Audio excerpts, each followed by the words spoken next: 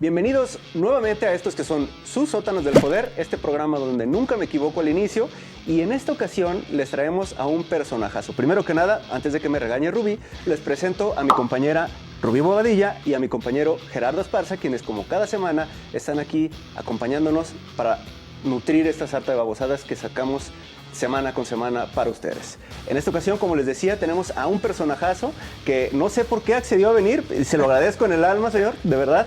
Fue alcalde de Guadalajara, gobernador, diputado local, federal, embajador. Hay nomás embajador en España, hay nomás secretario de gobernación y sobre todas las cosas, panista a la rajatabla. O sea, ¿se trataba de no venir? No, se trataba de presumir sus logros, señor. Francisco Ramírez Acuña, en los sótanos del poder. Muchísimas gracias, señor, de veras. Qué detallazo. Para mí es un placer de veras estar con ustedes, con gente joven, en una estupenda charla como seguramente será, y además estar en los terrenos de mi universidad, así que esto para mí es extraordinario. ¿Esta sí es universidad? Claro, yo soy egresado de la Universidad de Guadalajara. Es que luego hay gobernadores que no quieren a la Bueno, seguramente habrá algunos que luego no quisieran haber pasado por donde pasaron. La universidad se está quejando de un maltrato de la federación en el presupuesto y se niegan a ser parte de un ejercicio de consulta por cuidar los intereses de Padilla, pues la universidad va a tener una responsabilidad histórica y que el rector le explique a la gente su postura. La verdad, yo no quiero polemizar con él, no creo que sea. Tenemos un acuerdo, pero pues entendemos que ellos actúan por órdenes de una sola persona, alguna cosa habrá visto, a lo mejor se sienten más cómodos sin trabajar. Es cuestión de ellos, no lo sé.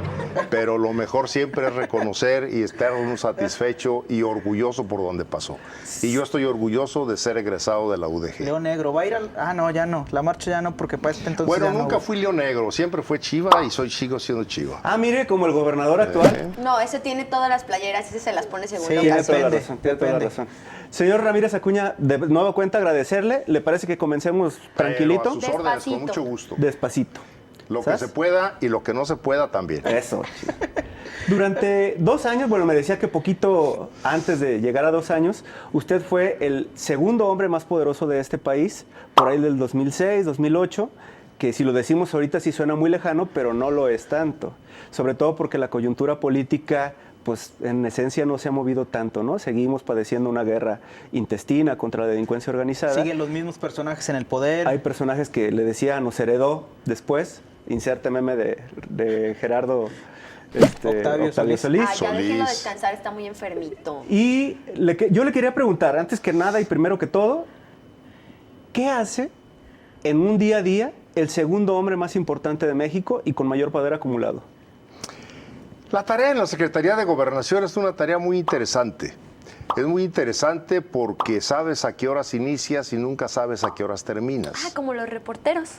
Sí, más o pudiera menos, ser, más o pudiera menos ser. así. Sí, Los sin- mandan a sin ustedes Sin a poder. que busquen la nota y a veces tienen que pasar largas horas ahí esperando a ver hasta qué horas el personaje se digna dirigirles algunas palabras. El secretario de Gobernación, ¿verdad? El secretario de Gobernación, por ejemplo, es más o menos lo mismo.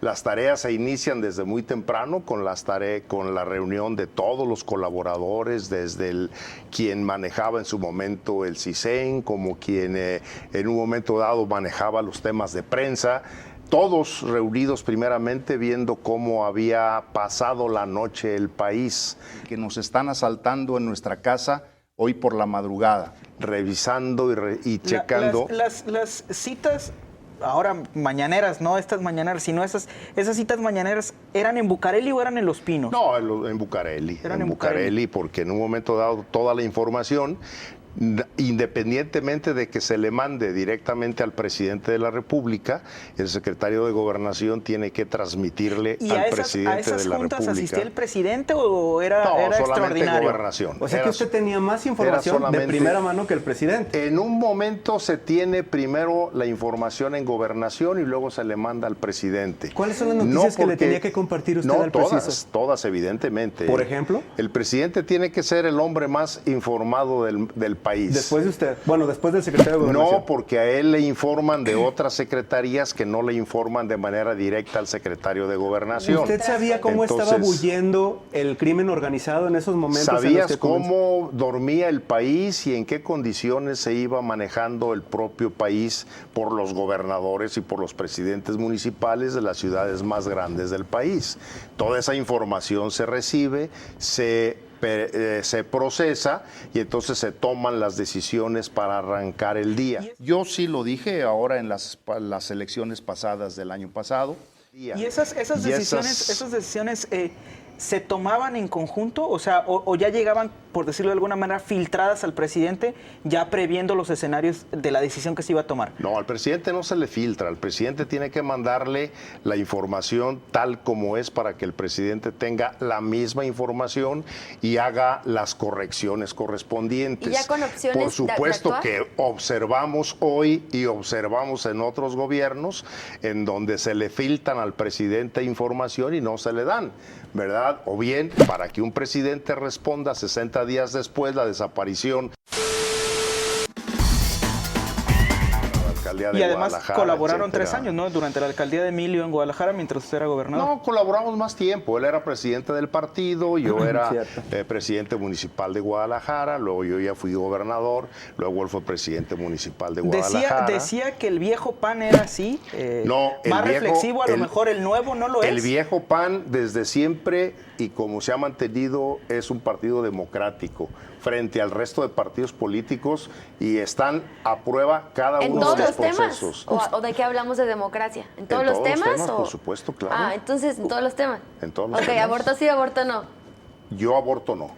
¿Usted como panista o usted como persona? Pero eso no es tema de antidemocrático. No, es de democracia. Pues son derechos. Eso es la decisión de que alguien pueda tomar. Así como les digo, yo aborto no, también les digo, no estoy de acuerdo en que una mujer vaya a la cárcel por haber abortado. Claro. Sí, yo creo que se tiene que mantener una serie de elementos que permitan la libertad de las personas. En lo que no estoy de acuerdo es en la promoción abortista de varios gobiernos que lo tienen como políticas públicas. En eso sí no estoy de acuerdo. Aquí no pasa, porque aquí seguimos siendo el PAN. actual gobierno es más panista que otra cosa, ¿no? El PAN no es que está en contra, está a favor de la vida, pero tampoco el PAN está de acuerdo en que vayan mujeres a la cárcel por haber abortado. Yo le quería preguntar, hablábamos de este viejo PAN, de valores, de democracia y tal. Claro. ¿Usted se imaginó, siendo opositor de toda la vida, ir en alianza con el PRI? No, nunca. Al contrario, siempre fue una situación en donde nuestro adversario per se fue el PRI, evidentemente. ¿Y se siente cómodo viendo lo que pasa ahora con el PAN? No me siento cómodo, pero sí tengo la certeza de que en este momento tuvimos una debacle sociopolítica los partidos y entonces no hay partido político, incluyendo al mío, que traiga la fortaleza para en un momento dado sacar del gobierno a un charlatán como el que tenemos Entonces, ahora. ese valor democrático y de principios es superado por el mero voto. No es el que sea poder por el superado, poder. es que son circunstancias que la política siempre, y la condición humana también. Usted en su vida personal llega un momento en que tiene que tomar decisiones porque las circunstancias... No, sí, a veces son peores, ¿Qué le conoce? ¿Le parece parece si seguimos brillando de partidos políticos? hombre, Que regresemos con de mucho gusto. Primer corte, no se nos vayan 2 minutitos, quédense con nosotros, se va a poner bueno. Ramírez Acuña en los sótanos del poder. 2 minutos.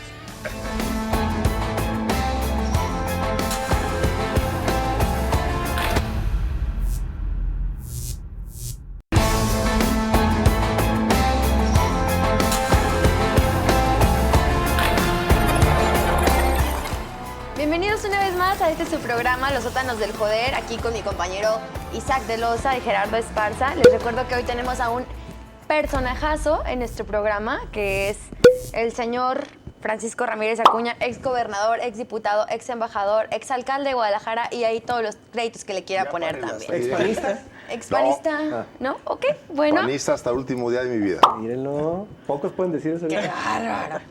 Quiero preguntarle, ¿cuál es su opinión, ahora que dice que es panista de corazón, de hueso colorado? respecto a este tema de la guerra contra el narco que inició justamente el PAN. ¿Cree que haya sido una política adecuada para el momento en el que nos encontrábamos o esto detonó la serie de violencia que vivimos hoy en nuestros días? Bueno, soy de hueso azul, no de hueso colorado. De hueso blanquiazul. Sí, soy de hueso blanquiazul, para ser más correcto. De nada, señor, cuando quiera lo asesoro. Muchas gracias, sí, muchas gracias. Allá muchas ya gracias. repararon, allá ya te vieron feo, güey. No te creas, señor. En algún momento ustedes recordarán al presidente Fox. Y cuando andaba queriendo ser candidato en una reunión del PAN, argumentó que él andaba de azul, azul, azul. Y sube Diego Fernández de Ceballos, que personajazos todos, ¿eh? era sabido siempre que Diego nunca quiso a Vicente Fox. Después sí tuvieron algunas buenas relaciones entre ellos, pero en su momento le dice, te recuerdo, Vicente, que no solamente azul es el color del PAN, sino el blanco también, para poder tener en conjunto la idea, el pensamiento, la estrategia y la doctrina del partido. Menso. Así que gracias, Isaac, por haberme recordado el tema del blanco. Y después de esta muy carrera bien. de blanco y de azul, la respuesta a mi pregunta es... Muy sencilla y muy clara. Yo creo que en su momento fue una buena decisión que se tomó. El tema de la guerra contra el narco. Ya lo asumimos como guerra contra el narco, ¿verdad? No, eso es lo que iba a aclarar. Un término que yo creo que no fue adecuado del presidente Calderón. Yo creo que él lo quiso simplemente de señalar como de suma importancia. No es que yo esté interpretándolo, pero yo creo que fue un término equivocado del presidente Calderón. Lo que yo sí estoy convencido es que la estrategia debió de haberla corregido el presidente Calderón junto con su secretario de Seguridad, a efecto de poder ir cambiando las condiciones y de que no fuera solamente el tema de enfrentamiento. ¿Usted nunca se lo dijo? Porque, sí, claro, por supuesto ¿Y lo que mandó al sí. pitufo? No estuvo de acuerdo conmigo. No, Entonces, ¿Qué era lo que creía usted que específicamente debía cambiar de esta estrategia? Ahí le voy. Entonces, yo creo que la salida fue interesante para poder darle respuesta.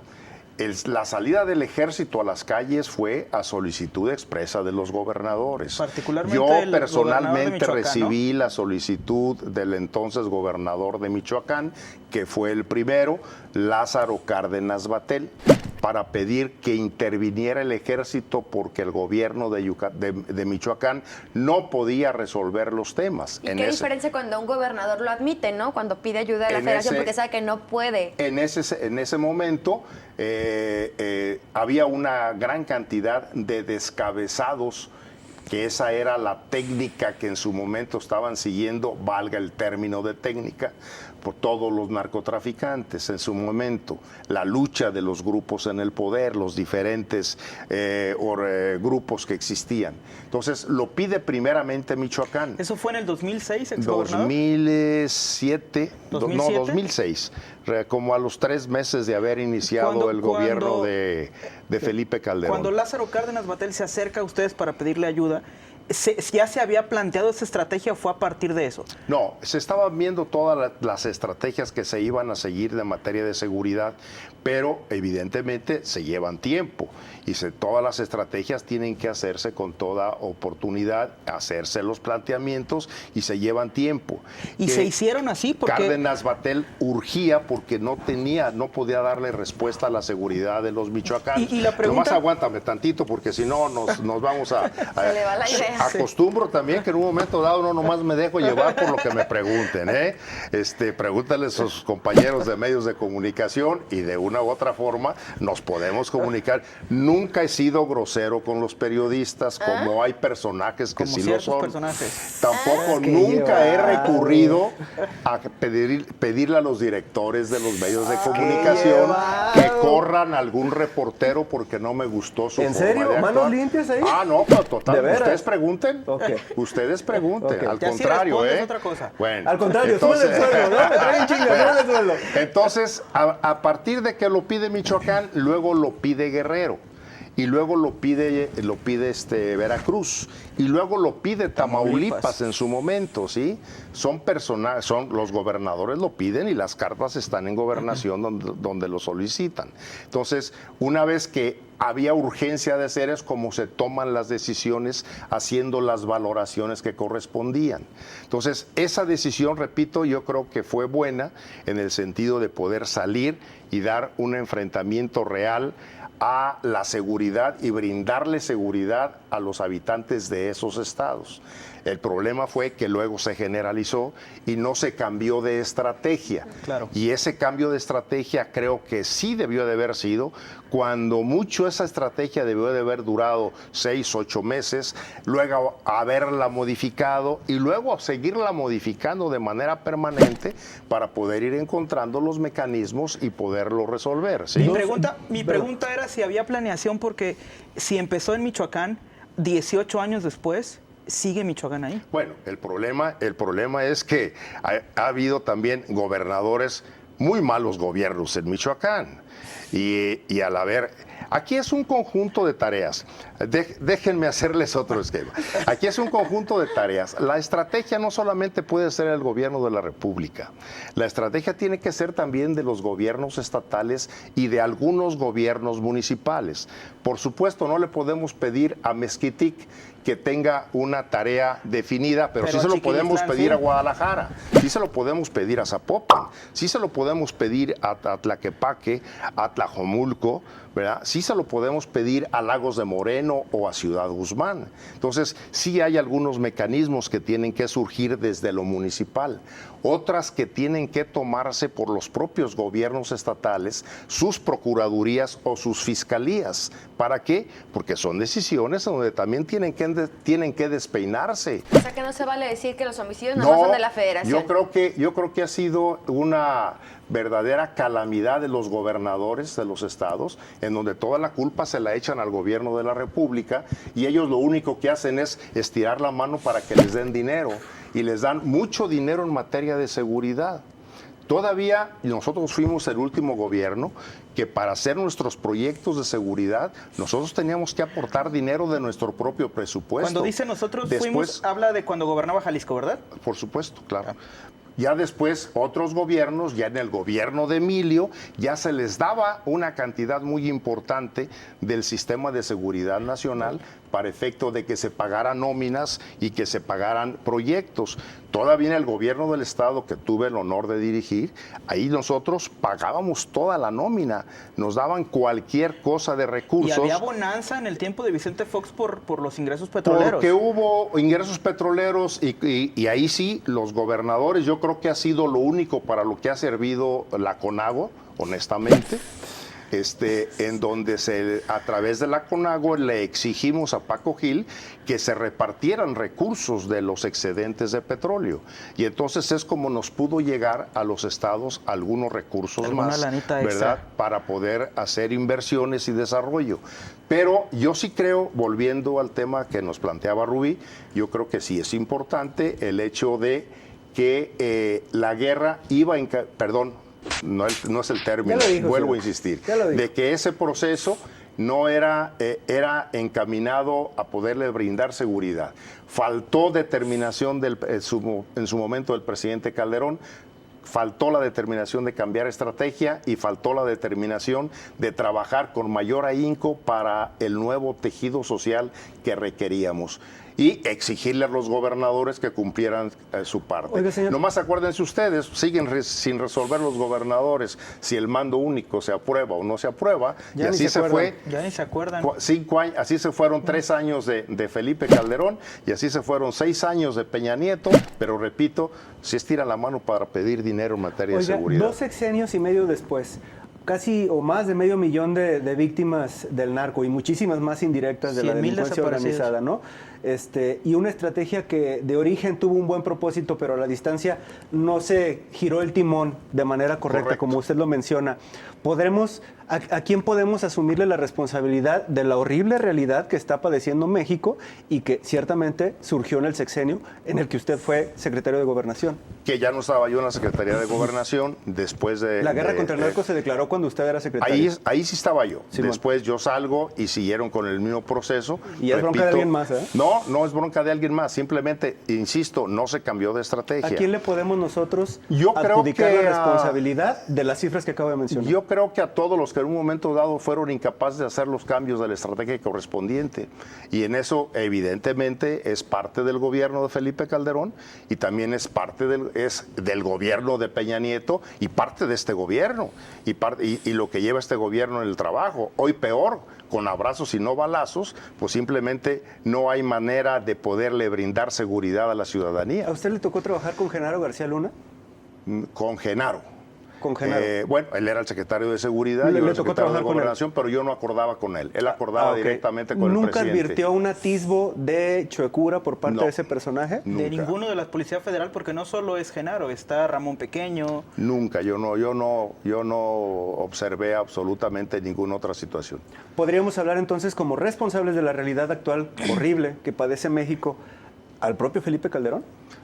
Él era el presidente de la República. ¿Es un sí? Insisto en que sus últimos 3 años, sobre todo, no cambió de estrategia, ¿verdad? Es un sí. Perfecto. Señor Ramírez Acuña, no se nos vaya. Le está bien buena la plática. Si nos lo permite, producción, le vamos a dar otro capítulo al señor Ramírez ¿Sí, Acuña. producción? Qué Terminamos barbaridad. este bloque, pero no nos vamos.